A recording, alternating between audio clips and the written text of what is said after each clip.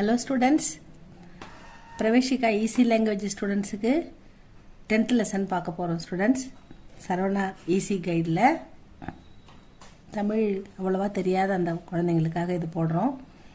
10th lesson பார்க்கலாமா? अपनी प्रांतीय भाषा में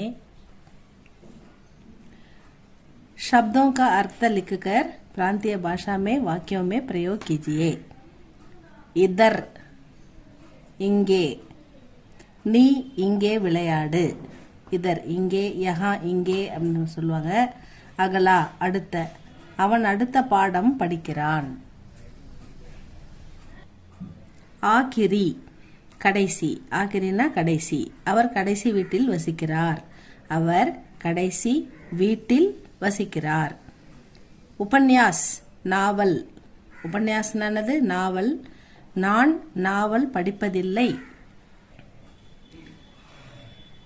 उपन्यास नावल நான் நாவல் படிப்பதில்லை. மத்து கூடாது, நீ இன்று விளையாடக்கூடாது.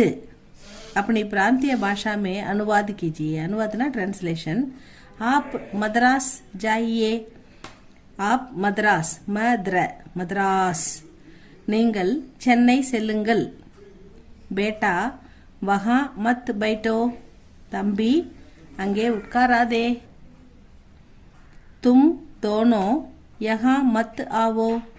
நீங்கள் இருவரும் இங்கே வராதீர்கள். மத்து கூடாது, வரக்கூடாது, டோன்ட் அப்படின்றத மத்து. தும் தோனோ தமிழ் பாட் படோ. நீங்கள் இருவரும் தமிழ் பாடம் படியுங்கள். ஸ்ரீமதி லக்ஷ்மி ஜி ஆப் பி ஆயியே பைட்டியே. திருமதி லட்சுமி அம்மா நீங்களும் வாருங்கள், உட்காருங்கள். இதுதான் 10th லெசன் ஸ்டூடெண்ட்ஸ். இது படிங்க. இது பிடிச்சிருந்தா லைக் பண்ணுங்க, ஷேர் பண்ணுங்க. தேங்க்யூ ஃபார் வாட்சிங்.